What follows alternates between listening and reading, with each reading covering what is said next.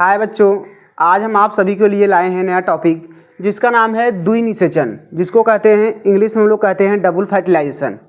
जो double fertilisation होता है, आज हम लोग इस वीडियो में इसी के बारे में डिटेल में पढ़ेंगे कि द्विनिषेचन कैसे क्या होता है, इसका खोज किसने किया था, किस पौधे में किया था, इसका इम्पोर्टेंस क्या है, कैसे क्या होता है, इसको द्विनिषेचन क्यों कहते हैं। आज हम लोग इस वीडियो में डिटेल में डिस्कस करेंगे और बता रहे हैं जो द्विनिषेचन है ये बहुत ही मोस्ट इम्पॉर्टेंट है।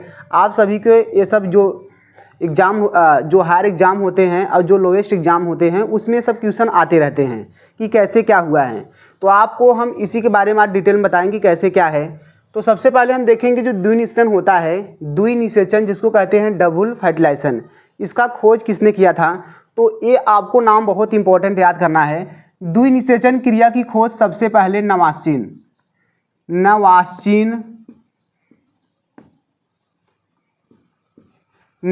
वैज्ञानिक ने 1898 किस सन में बेटा, 1898 नवासीन। देखो यहाँ पे नवासीन, न कि नवासी मत कहना, नवासीन क्या है, नवासीन किस सन में 1898 ईस्वी में किया था। वो पौधा क्या था, कौन पौधे में किए थे, उनका नाम है फ्रिटलेरिया। आपको बेटा पौधा भी याद करना पड़ेगा, पौधा भी क्या है, फ्रिटलेरिया। उस पौधे का नाम है फ्रिटलेरिया और एक पौधा और इसका नाम है लीलियम।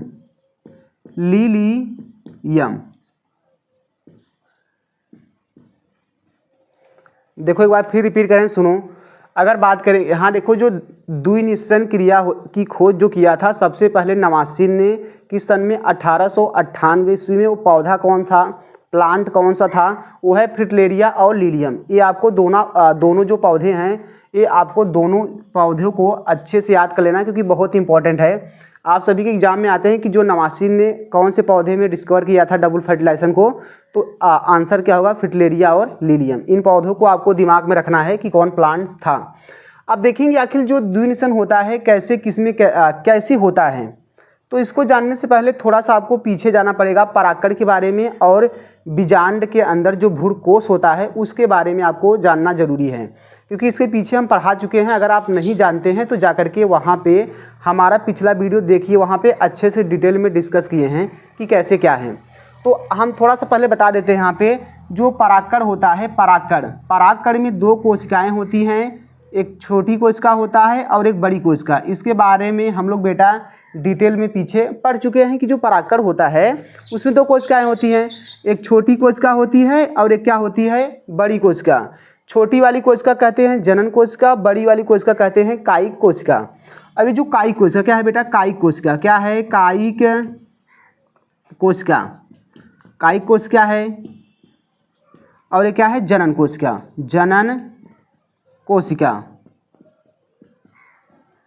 जनन कोशिका हो गया। अब देखेंगे यहाँ पे क्या है, जो कायिक कोशिका है ये क्या होता है, जब भी परागकण पुष्प के वर्तिकाग्र पर पहुँचता है बेटा, तो उसमें क्या होता है, जो कायिक कोशिका होता है ये पराग नलिका बनाता है। और जनन कोशिका जो है, इसका नाम जनन कोशिका इसलिए रखा है क्योंकि ये आगे चल के जनन करता है। तो जैसे देखिए ये जो परागकण जब कहाँ पहुँचता है, वर्तिकाग्र पर, पुष्प के वर्तिकाग्र पर पहुँचता है, तो इसका जो वर्तिकाग्र पे जो फ्रक्टोज शर्करा होता है उसको अवशोषित करके ये पराग नलिका बनाता है। पराग नलिका बनाते बनाते ये क्या होगा, बीजांड में प्रवेश कर जाएगा। और पराग नलिका बनाने में कौन सहायता करता है, पराग नलिका बनाने में ध्यान देना बेटा, पराग नलिका बनाने में जो कायिक कोशिका का केंद्रक होता है वही क्या करता है, सहायता करता है। पराग नलिका में कायिक केंद्रक जो होता है, कायिक केंद्रक क्या करता है, वही पराग नलिका बनाने में सहायता करता है। अब पराग नलिका जब बन जाएगा तो क्या करेगा, कायिक केंद्रक जो है ये समाप्त हो जाएगा। पराग नलिका में कायिक केंद्रक आगे की ओर होता है, ध्यान देना। अब ये क्या होगा, ये कायिक केंद्रक जो है यहाँ पे पराग नलिका बना करके समाप्त हो जाएगा। अब इसके बाद जो इसके पीछे कौन, जनन केंद्रक होता है, क्योंकि कायिक कोशिका में दो केंद्रक हैं, एक जनन केंद्रक, एक कायिक केंद्रक। तो कायिक केंद्रक आगे की ओर पराग नलिका बनाएगा, पीछे की ओर कौन केंद्रक रहेगा, जनन केंद्रक। तो जनन केंद्रक जब यहाँ पे पराग नलिका बन जाएगा तो यही जनन केंद्रक इसके अंदर समसूत्री कोशिका विभाजन करके बेटा ये इसी के अंदर दो केंद्रक बना लेगा। कितना केंद्रक, दो केंद्रक। जब दो केंद्रक बनाएगा तो इसका नाम बदल जाएगा, इसको हम लोग कहते हैं नर युग्मक। क्या कहते हैं बेटा, नर युग्मक। जब ये जनन केंद्रक जो है समसूत्री विभाजन करके कितना हो जाएगा, 1 से 2 हो जाएगा इसी पराग नलिका के अंदर। तो उसको हम लोग कहते हैं क्या, जनन केंद्रक। इसको कहते हैं, जनन केंद्रक था ना, डिवाइड करके 1 से 2 हो गया, इसको हम लोग कहते हैं नर युग्मक। क्या कहते हैं बेटा, नर युग्मक। एक बार फिर देखो यहाँ पे, जनन केंद्रक जो है ये जब पराग नलिका बन जाएगा तो उसी के अंदर 1 से 2 हो जाता है, और जब 1 से 2 हो जाता है केंद्रक तो उसका नाम हम लोग जानते हैं नर युग्मक। अब ये नर युग्मक क्या करेगा, यहाँ से रिलीज हो जाएगा, बाहर निकल जाएगा, पराग नलिका से क्या हो जाएगा, बाहर निकल जाएगा। कहाँ, इसको हम लोग पूरा कहते हैं भ्रूण कोश। क्या कहते हैं बेटा, भ्रूण कोश। ये भ्रूण कोश कहाँ होता है, बीजांडकाय के अंदर होता है। अब देखेंगे यहाँ पे, यहाँ क्या है, ये नर युग्मक है, अब ये भी नर युग्मक है दोनों। अब इसमें होगा क्या, ये जाकर के एक नर युग्मक इस अंड कोशिका के साथ संलयित कर जाएगा, निषेचित कर जाएगा, और एक जो नर युग्मक है ये जाकर के ध्रुवी केंद्रक के साथ, ये जो ध्रुवी केंद्रक है इसके साथ संलयित हो जाएगा, जुड़ जाएगा। तो इसको देखो हम लोग पहले कैसे क्या करेंगे, यहाँ पे देखो निषेचन, एक बार निषेचन यहाँ अंड कोशिका के साथ हुआ और एक बार निषेचन यहाँ ध्रुवी केंद्रक के साथ हुआ। तो इसीलिए इसको हम लोग कहते हैं द्विनिषेचन, क्योंकि निषेचन एक बार अंड कोशिका के साथ हुआ है और एक बार कहाँ हुआ है, ध्रुवी केंद्रक के साथ। तो इसी घटना को हम लोग क्या बोलते हैं, द्विनिषेचन। लेकिन एक बात और ध्यान देना, इसको यहाँ पे हम द्विनिषेचन के साथ साथ यहाँ इसको हम कहते हैं ट्रिपल फ्यूजन, अर्थात त्रिसंलयन भी कहते हैं इसको। इसमें त्रिसंलयन भी कहते हैं, क्यों, क्योंकि यहाँ पे ध्यान दीजिए, यहाँ पे जो ध्रुवी केंद्रक है, ये ध्रुवी केंद्रक में 3 केंद्रक हैं, यहाँ पे 2 केंद्रक पहले से है और एक केंद्रक यहाँ पे। तो इनमें जो केंद्रक का संलयन हो रहा है, 3 केंद्रक मिल रहा है, इसीलिए इसको कहते हैं त्रिसंलयन भी कहते हैं, ट्रिपलेट फ्यूजन भी कहते हैं। अब देखेंगे कैसे कि आखिर क्या है। तो यहाँ देखिए बेटा, यहाँ पे जो नर युग्मक है ये जाकर के अंड कोशिका के साथ जैसे मिलेगा, तो अंड कोशिका के साथ यहाँ मिलने के बाद यहाँ पे ये जब अंड कोशिका के साथ मिलेगा तो यहाँ पे जाइगोट बनेगा। यहाँ क्या बनेगा, जाइगोट, अर्थात युग्मनज बनेगा। क्या बनेगा बेटा, युग्मनज, युग्मनज, जिसको इंग्लिश कहते हैं जाइगोट। तो यहाँ पे जब ये बनेगा तो क्या बनेगा, यहाँ पे जाइगोट, और जो जाइगोट होगा यहाँ पे जाइगोट बनेगा और ये जाकर के यहाँ पे तीनों केंद्रक मिल जाएंगे, एक नर युग्मक और यहाँ दोनों क्या है, ये नर युग्मक हो गया और ये ध्रुवी केंद्रक, ये तीनों मिल करके यहाँ पे एक केंद्रक बन जाएगा। और इसको हम लोग एक नया नाम देते हैं जिसको कहते हैं, अब इसका नाम बदल गया बेटा, इसको हम लोग कहते हैं, इसको हम लोग कहते हैं भ्रूणपोष। क्या कहते हैं बेटा, भ्रूणपोष, इसको हम लोग कहते हैं बेटा भ्रूणपोष। ध्यान दीजिए, निषेचन के बाद यहाँ पे अंड कोशिका से बनेगा, युग्मनज बनेगा, जाइगोट बनेगा, और निषेचन के बाद ध्रुवी केंद्रक से क्या बनेगा, भ्रूणपोष बनेगा।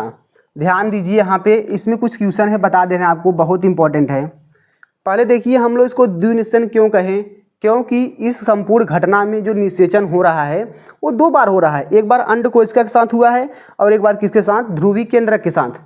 तो ध्यान दीजिए, जब ये नर युग्मक किसमें, ध्रुवी केंद्रक में मिला तो क्या बना, भ्रूणपोष। ये बहुत क्वेश्चन इंपॉर्टेंट है। तो यहाँ ध्यान दीजिए, जो भ्रूणपोष है, ध्यान दीजिए, भ्रूणपोष जो है, यहाँ पे एक बात आपको बता रहे हैं, जितने भी आपको केंद्रक दिखाई दे रहे हैं, कोशिकाएं के जितने भी सब केंद्रक, यहाँ चाहे कोई भी केंद्रक हो, चाहे परागकण का हो, चाहे बीजांडकाय का, तो ये सब केंद्रक हैं, क्योंकि कोशिका में एक केंद्रक होता है। ये जितने सब आपको केंद्रक दिखाई दे रहे हैं, सब जो होता है, सब में गुणसूत्र की संख्या जो होती है आधी होती है, जिसको हम लोग कहते हैं अगुणित। सभी केंद्रक में गुणसूत्र संख्या क्या होती है, आधी होती है, क्योंकि जो गुणसूत्र होता है केंद्रक के अंदर होता है। तो ध्यान दीजिए, पहले समझो, यहाँ पे जो भ्रूणपोष बना है बेटा, इसमें कितने केंद्रक से मिल के बना है। यहाँ पे जो केंद्रक, यहाँ पे जो भ्रूणपोष बना है वो 3 केंद्रक से मिल के बना है। तो इसीलिए हम लोग जानते हैं एक केंद्रक जो है यन है। क्या है, यन। यन इसलिए कहते हैं क्योंकि सभी केंद्रक के अंदर जितने भी सब गुणसूत्र हैं सब क्या हैं, आधा है। यहाँ जो केंद्रक आपको दिखाई दे रहा है, केंद्रक के अंदर जो गुणसूत्र होता है आधा है, क्योंकि ये सब जो केंद्रक बने हैं अर्धसूत्री कोशिका विभाजन के बाद ही बने हैं, इसलिए इन सभी केंद्रक में गुणसूत्र संख्या क्या है, आधा है। जब केंद्रक में गुणसूत्र की संख्या आधी होती है तो उसको हम लोग कहते हैं अगुणित, और उनको हम लोग अगुणित जो होता है उसको यन से रिप्रेजेंट करते हैं, प्रदर्शित करते हैं। अब देखेंगे यहाँ जैसे क्या, एक क्वेश्चन खूब पूछता है कि निषेचन के बाद यहाँ जो भ्रूणपोष बनता है वो कई गुणित होता है। तो आप लोग बताइए, यहाँ पे एक यन यहाँ हो गया और एक यन, इसमें 2 केंद्रक था, यन और यन। तो यहाँ पे इसमें जो भ्रूणपोष बना है 3 केंद्रक के मिलने से बना है। तो यहाँ जो भ्रूणपोष होता है बेटा उसको कहते हैं 3n। क्या कहते हैं? 3n अर्थात त्रिगुणित। इसके बाद यहाँ जो युग्मनज बनता है, जाइगोट बनता है, इसमें 2 केंद्रक मिला है। यहाँ पे एक नर युग्मक का और एक क्या है, जाइगोट नर युग्मक का और एक अंडकोशिका का। तो यहाँ पे जो युग्मनज होता है इसको कहते हैं 2n। क्या कहते हैं बेटा? 2n कहते हैं। क्यों? क्योंकि इसमें कितना यन मिलेगा, 2n होगा। तो इसी को हम लोग कहते हैं 2n, हिंदी में कहते हैं इसको हम लोग कहते हैं द्विगुणित। तो अब इसमें हम लोग आगे देखेंगे कि आखिर कैसे क्या है।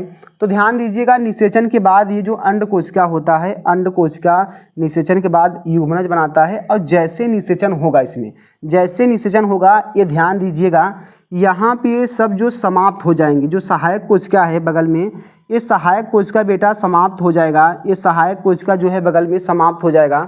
और ऊपर 3 होता है प्रतिमुख कोशिका। क्या होता है? प्रतिमुख कोशिका। अभी जो प्रतिमुख कोशिका है ये भी क्या हो जाएगा? समाप्त हो जाएगा। क्या हो जाएगा बेटा? समाप्त हो जाएगा। अभी जो प्रतिमुख कोशिका है ये भी क्या हो जाएगा? समाप्त हो जाएगा। यहाँ बस बचेंगे निषेचन के बाद 2 लोग, एक युग्मनज बचेगा जो अंड कोशिका वाली कोशिका थी, इसके बाद एक बचेगा भ्रूणपोष। तो ध्यान दीजिए यहाँ पे क्या होगा, अब जो युग्मनज है ये कोशिका विभाजन करके आगे चल के भ्रूण बनाएगा और ये क्या बनाएगा? भ्रूणपोष बनाएगा। अर्थात ये जो भ्रूण है इसी को हम लोग कहते हैं बीज का आँखा कहते हैं। और जो यहाँ भ्रूणपोष है इसका नाम भ्रूणपोष इसलिए रखा गया है क्योंकि ये कंटिन्यू किसका पोषण करता है? ये भ्रूण को पोषण प्रदान करता रहता है, इसीलिए हम इस ऊतक को भ्रूणपोष कहते हैं। तो इसमें कुछ आपको हम क्वेश्चन करा दे रहे हैं कि कैसे क्या है आपके। अब बेटा यहाँ पे हम लोग देखेंगे क्वेश्चन कि आप सभी के एग्जाम में डबल फर्टिलाइजेशन से क्वेश्चन कैसे आते हैं। आज हम लोग इसी के बारे में हम लोग देखेंगे यहाँ पे। तो ये सब हो गया है। अब हम लोग देखेंगे कैसे क्वेश्चन जो है आप लोग के डबल फर्टिलाइजेशन जो है आप सभी के एग्जाम में कैसे आते हैं। बहुत ही इंपॉर्टेंट है क्वेश्चन। तो आप क्वेश्चन तभी कर पाओगे जब आपको जो पीछे वाला समझ में आया होगा तभी। तो जैसे यहाँ पे देखेंगे कैसे क्या है यहाँ पे। जैसे हम लोग जानते हैं कि जो भ्रूणपोष होता है, क्या बेटा?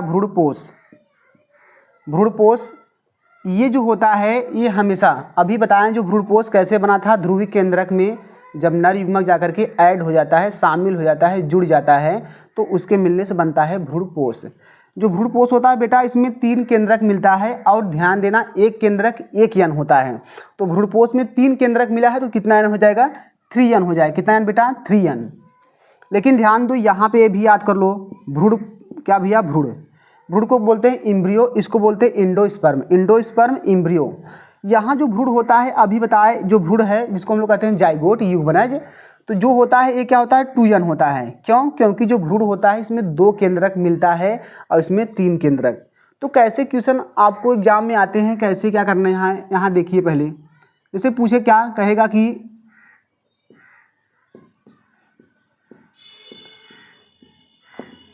जैसे यहाँ हम लिख दे रहे हैं, कहेगा क्या एग्जामिनर देगा कि किसी आवृत्ति बीजी पौधे के जड़, तना, पत्ती या कुछ भी देगा। तो आपको पहले इतना याद कर लेना है, यहाँ पे चाहे जड़ हो, चाहे तना हो, चाहे पत्ती हो, सब में गुणसूत्र समान होता है। चाहे जड़ हो, चाहे तना हो, चाहे पत्ती हो बेटा, सब में गुणसूत्र क्या होता है? समान होता है। इसमें ये सभी जो होते हैं सब में गुणसूत्र समान होता है। और जिसको हम लोग कहते हैं इन सभी में गुणसूत्र जो होता है समान होता है और इनमें गुणसूत्र जो होता है द्विगुणित होता है, जिसको हम लोग कहते हैं 2 यन। चाहे जड़ हो, चाहे तना हो, चाहे पत्ती हो, आपको क्या करना है? हमेशा सब में गुणसूत्र समान होता है और डबल होता है, जिसको हम लोग कहते हैं द्विगुणित। गुणसूत्र डबल होता है, कहते हैं द्विगुणित। अब देखो जो द्विगुणित होता है इसके बारे में पहले क्वेश्चन कैसे आता है ये आपको ध्यान देना है। कहेगा कि किसी आवृत्ति बीजी पौधे के, आवृत्ति बीजी अगर नहीं जानते हो तो जिसके बीज क्या होते हैं? आवरण से ढके होते हैं, उनको हम कहते हैं आवृत्ति बीजी पौधा। जैसे आम हो गया, महुआ हो गया, चना मटर हो गया, इन सभी के जो बीज होते हैं आवरण से ढके होते हैं, उन्हीं को आवृत्ति बीजी पौधा कहते हैं। तो यहाँ कहेगा कि किसी आवृत्ति बीजी तने, यदि किसी आवृत्ति बीजी पौधे के तने में कह रहा है कि 20 गुणसूत्र है। कितना बेटा? 20 गुणसूत्र। देखो बहकाने के लिए आपको कुछ भी दे सकता है, ये कुछ भी देगा। तो आप यहाँ पे क्या करिए, बहकिए नहीं। यहाँ पे चाहे जड़ हो, चाहे तना, चाहे पत्ती, सब में गुणसूत्र समान होता है। तो कहेगा कि किसी आवृत्ति बीजी पौधे के तने में या तना में 20 गुणसूत्र है तो उसके भ्रूणपोष में कितना गुणसूत्र होगा? तो यहाँ सुनिए, देखिए अभी हम लोग जानते हैं तना जो होता है 2 यन होता है। तो 2 यन मतलब यहाँ पे 20 गुणसूत्र है, तो 20 बराबर क्या? 2 यन। तने में कितना गुणसूत्र है 20 है, और हम लोग जानते हैं तना क्या होता है 2n होता है, तो 1n में कितना गुणसूत्र 10, कितना हो जाएगा बेटा 10, क्योंकि 2n में 20 है तो 1n में कितना हो जाएगा 10। तो सिंपल में 1n बराबर यहाँ पे कितना आ जाएगा बेटा 10। तो हम लोग जानते हैं यहाँ पे जो भ्रूणपोष है 3n है, तो इसी के पौधा का जो भ्रूणपोष बनेगा उसमें कितना गुणसूत्र रहेगा बेटा 30 रहेगा। 10 तिहाई 30, क्योंकि यहाँ पे 3n है, 1n में 10, 1n में 10 है तो 3n में कितना हो जाएगा 30 हो जाएगा। और कहेगा अगर मान लो पूछ ले कि उसी के भ्रूण में कितना गुणसूत्र रहेगा, जो एम्ब्रियो बनेगा भ्रूण बनेगा उसी के पौधे में कितना गुणसूत्र रहेगा बेटा, तो भ्रूण में कितना रहेगा 2n है तो 1n में 10, 10 दूना यहाँ पे 20, क्या होगा 20 होगा। अगर मान लो कह दे कि यहाँ पे कि इसके पत्ती में मान लो कह रहा है कि कितना है बेटा, मान लो 30 गुणसूत्र कह रहा है, कितना है 30 गुणसूत्र है, तो हम लोग जानते हैं पत्ती भी चाहे कोई में से हो हमेशा 2n होता है, क्या बेटा 2n होता है। तो कि 1n में 10, क्योंकि 2n में 2n है, 2n बराबर 20 है तो 1n बराबर कितना 2n बराबर 30 है तो 1n में कितना हो जाएगा 15 हो जाएगा। तो 15 तियाँ यहाँ पे 45 इसमें हो जाएगा भ्रूणपोष में उस पौधे के, और इसमें कितना हो जाएगा 30 ही होगा, 15 दूना 30। तो एक बात आपको ध्यान दीजिए, अगर नहीं समझ में आया तो ध्यान दीजिए। तो जड़ तना पत्ती अगर गुणसूत्र कह रहा है, मान लो इसमें 20 गुणसूत्र है, तो हमेशा जो भ्रूण होता है उसका एकदम सेम रहेगा। अगर नहीं आया तो जैसे मान लीजिए यहाँ पे कितना रहेगा, यहाँ पे कितना है 20 है तो एकदम सेम में भी 2n है, 2n वो भी है, तो वहाँ अगर इनमें कोई भी गुणसूत्र 20 या 50 कुछ भी है, इसका सेम फोटोकॉपी क्या होगा ये एकदम भ्रूण का, और इसके 1.5 गुना इसका कर दो। अगर इसमें 20 है तो इसका 1.5 गुना, 20 का 1.5 गुना कितना होगा 30, इसमें कितना हो जाएगा 30। अगर इसमें मान लो 50 है तो इसका 1.5 गुना कर दोगे 75 हो जाएगा, और 50 इसमें भी होगा। अब जैसे अगर देखेंगे, जैसे हम थोड़ा सा क्वेश्चन और बता दे रहे हैं, हम लोग जानते हैं जो भ्रूणकोष होता है, बीजांड के अंदर जो भ्रूणकोष होता है बेटा, यहाँ से भी क्वेश्चन आता है, देख लीजिए। इसका नाम है अंडकोशिका, बगल वाले को कहते हैं सहायक कोशिका, ऊपर वाले को प्रतिमुख कोशिका। ये हम लोग पीछे डिटेल में पढ़ चुके हैं, बीजांड वाले लेक्चर में हम लोग पढ़ चुके हैं।